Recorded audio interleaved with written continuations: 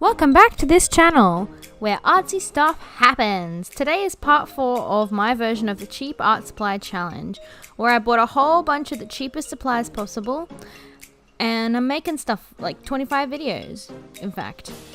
There's a video where I pull out all the things I bought in the description below, and for this video I've done the letters H, I, and J. For the letter H, I realized I hadn't only forgotten that I bought highlighters, but I thought it was the only unused supply I had left was watercolor, but it wasn't. So for this one, because H started with H and highlighters starts with H, I used highlighters, so technically it's kind of a highlighter challenge, but with gel pen as the liner. In real time, it took 35 minutes. I had only 5 different colors, which I guess is a lot compared to your normal set of highlighters, but compared to all of the other markers and things I usually use with heaps and heaps of colors, it was quite a challenge. So I added a few things that started with H in the drawing just because it made sense instead of making random things and just putting them there with the letter. I made the dragon as hunky as I can, like a chunky sort of dragon, but with hunky words, because why not?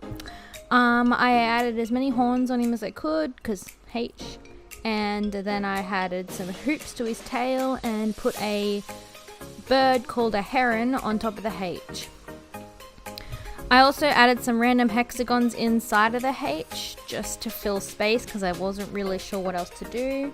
When I was looking for things to do that started with H, there wasn't really much that came up that were shapes or animals. Mostly like sounds and things like aerobatics and whatever, you know, things that weren't really things that you could draw with the letter H. Or too typical. I also ended up using a black gel pen at the end instead of the rollerball pen that I usually do, and it just worked a lot nicer on the actual highlighters because the black rollerball pen wasn't really working properly. But the glitter pen did, but it's glittery. But it worked, so that's all that matters.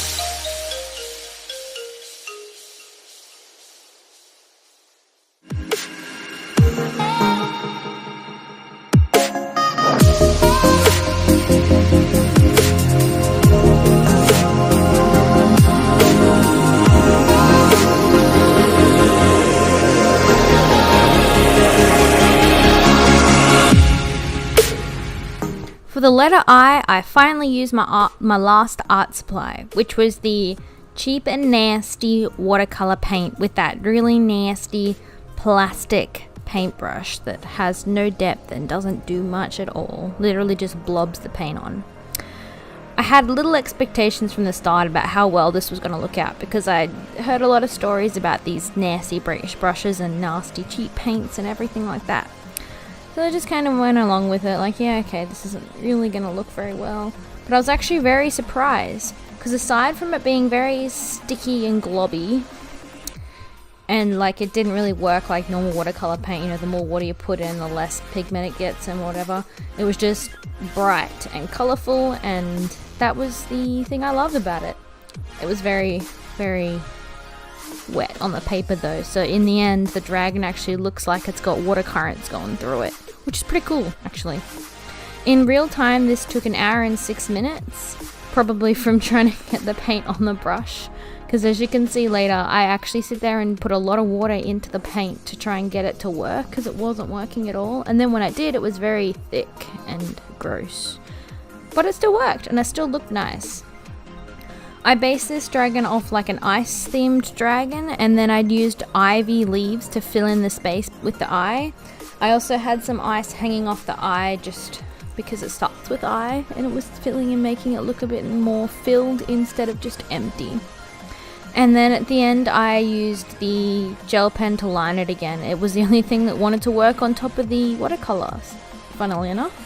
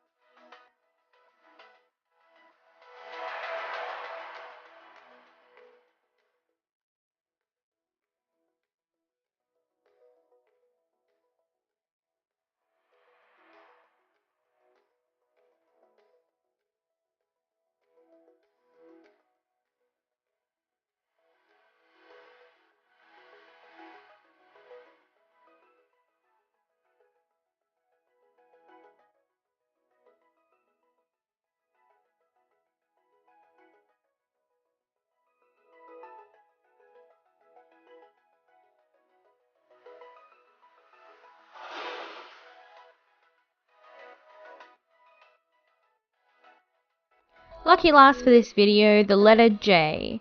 This one I was very impressed with actually. Since I used all of my supplies so far, I decided to go with one that had a mixture of as many as I could put in that would really work together well. I ended up using color changing markers, the gel pens, permanent markers, color pencils, metallic markers, and the highlighters all together in bits and pieces. There was also a lot of things I put around the J just to build the letter to make more things I guess you could color in once I turned it into a coloring in page. I had the dragon with jewels in his back, so like it looks like he's collecting jewels in jars at the top, and then he's got some of them in his back. Maybe it's a power thing, who knows. Then I had a jaguar hanging on the bottom of the letter because jaguars hang on trees, so it was just worked so well with that. And then inside the letter I used jungle leaves and jungle vines to kind of fill in the space.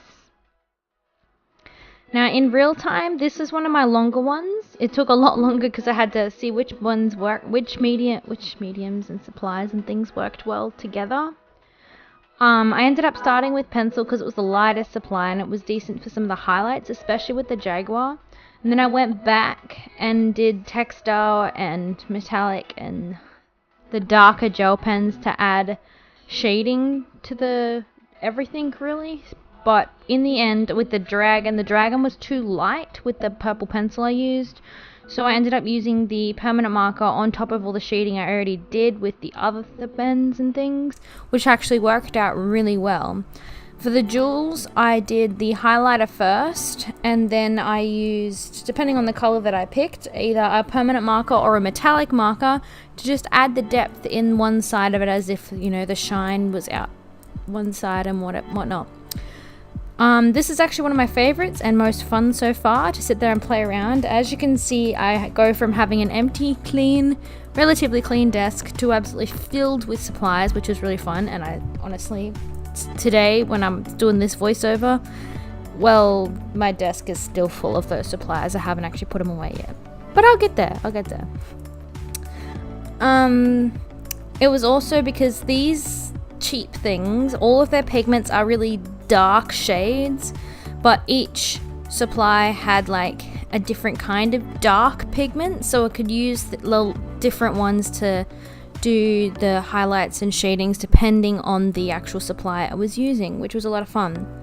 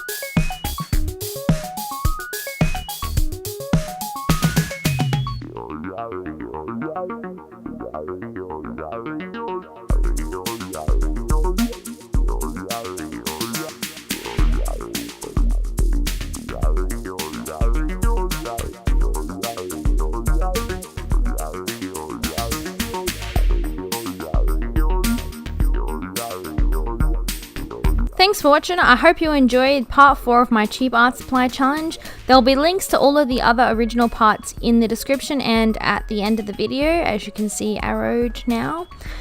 And I will also have all of these dragons and previous dragons as coloring pages in my Patreon, which for $5 a month you can access all of them, including ones I make as I go, at all the alphabet as I go, and other ones that I just turn into coloring in pages.